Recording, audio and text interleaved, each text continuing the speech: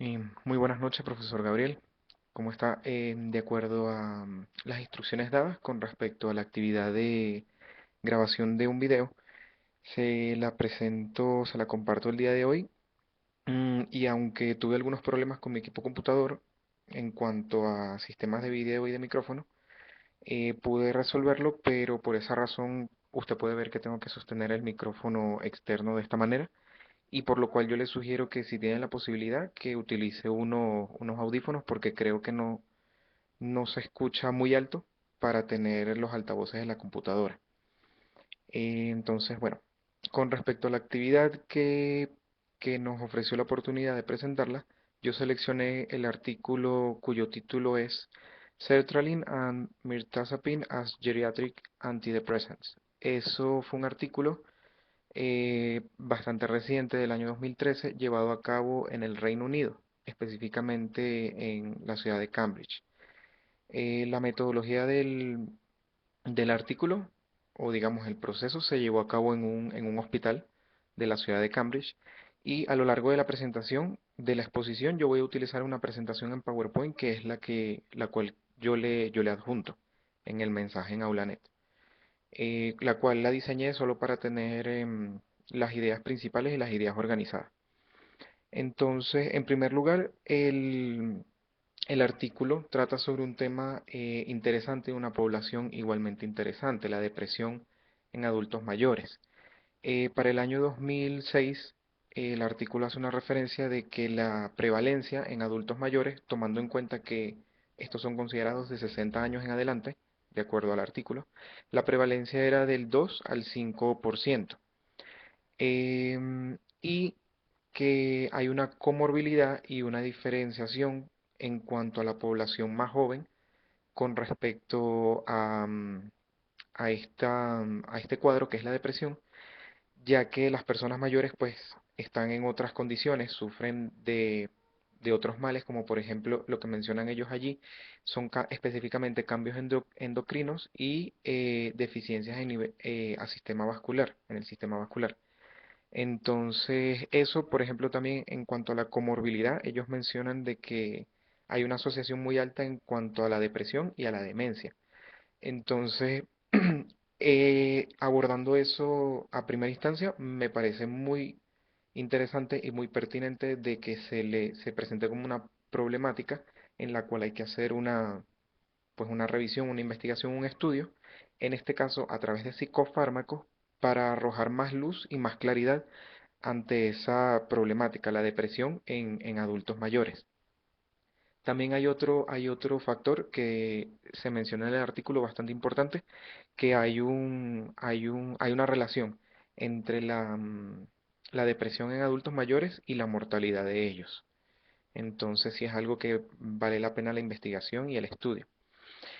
En ese sentido, el artículo es muy interesante, es corto, sin embargo, es muy interesante en cuanto a la comparación que hace de dos psicofármacos, la sertralina y la mirtazapina.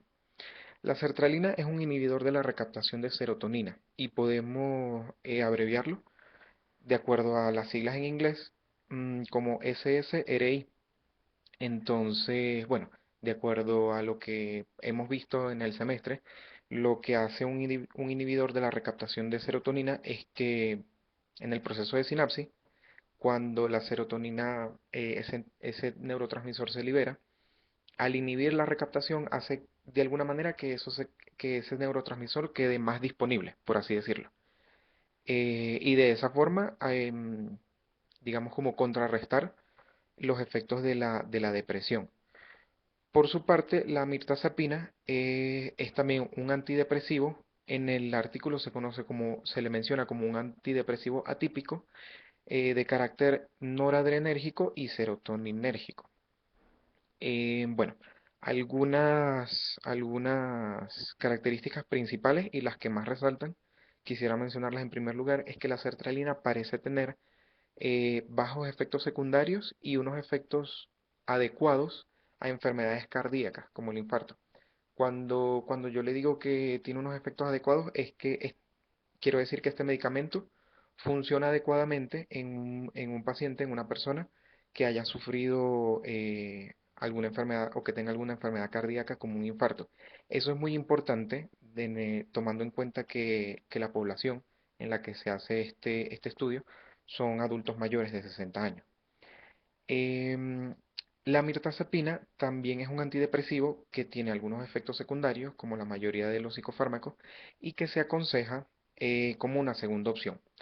En el Reino Unido hay un instituto cuyas siglas en inglés se conoce como NICE, y quiere decir el National Institute for Health and Care Excellence, que vendría siendo el Instituto Nacional para la Excelencia en la Salud y en el Cuidado. Ellos lo que hacen es que mm, facilitan o proveen de guías psicofarmacológicas para los profesionales de esta área en cuanto a cómo deben ser administrados los psicofármacos, por qué, cuándo es recomendable uno, cuándo es recomendable otro. Entonces, a lo largo del artículo vemos que mencionan mucho este instituto. En ese sentido, yo lo que hice, va a poder ver en las siguientes diapositivas, unas especies de tablas. Yo lo que hice fue organizar las ideas que se expresan a lo largo del artículo, porque uno creería que luego de leerlo se vería cuál medicamento es mejor en este caso, la sertralina o la mirtazapina. Entonces, brevemente, un cuadro comparativo. Ambos medicamentos son metabolizados por isoenzimas en el hígado.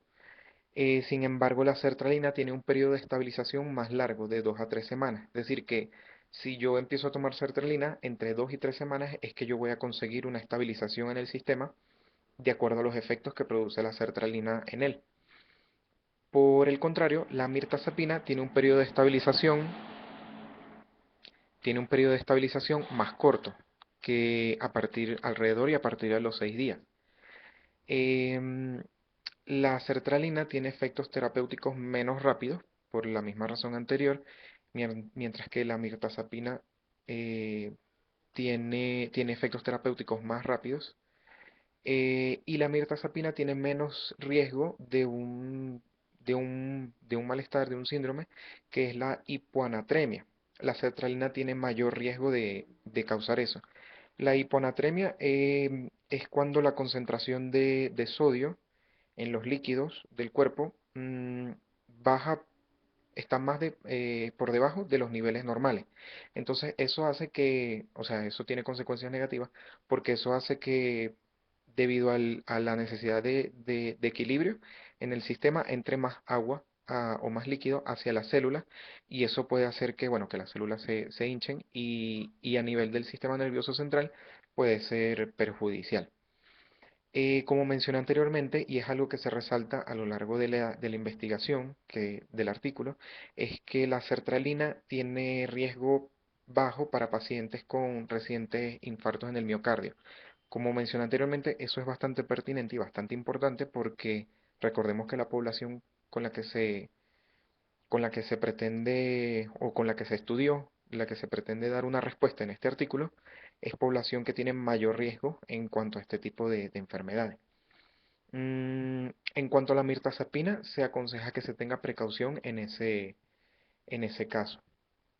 Em, de nuevo, brevemente, algo que puede causar la sertralina puede ser efectos secundarios como diarrea, disfunción sexual, mientras que la mirtazapina tiene unos efectos de sedación porque tiene efectos en receptores de histamina, de acuerdo a las revisiones que se hicieron en el artículo, y también puede generar subida de peso.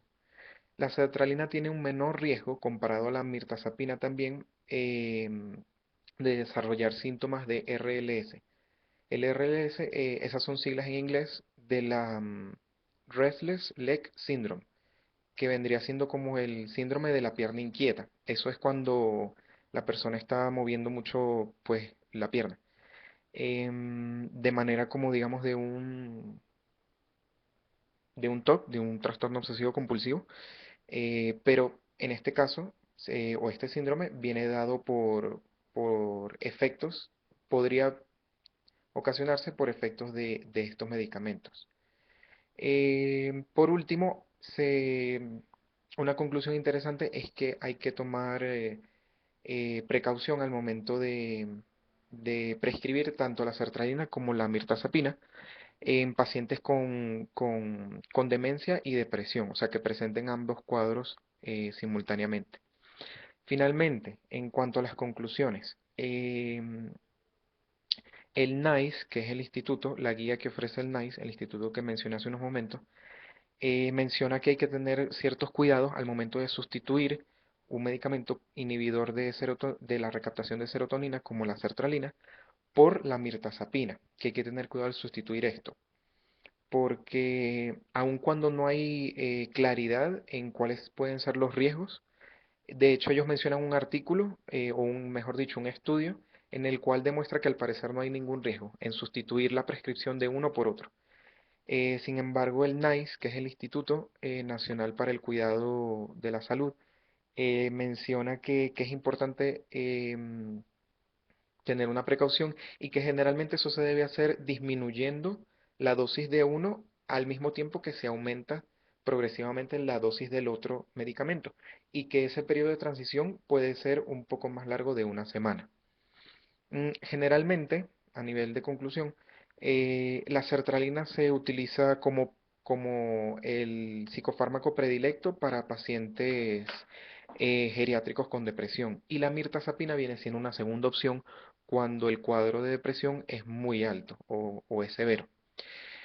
Este último, la mirtazapina, parece interactuar menos con otros fármacos y algo interesante que me pareció que mencionan en el artículo es que sus efectos sedativos pueden ser provechosos a un nivel económico, porque al parecer los pacientes que consumen esto tienden a estar más sedados, digamos como a ser pacientes que necesitan menos cuidado porque pasan más tiempo sedados, más tiempo dormidos o con sueños o tranquilos. Entonces se minimizan otro tipo de costos asociados al cuidado de estos pacientes.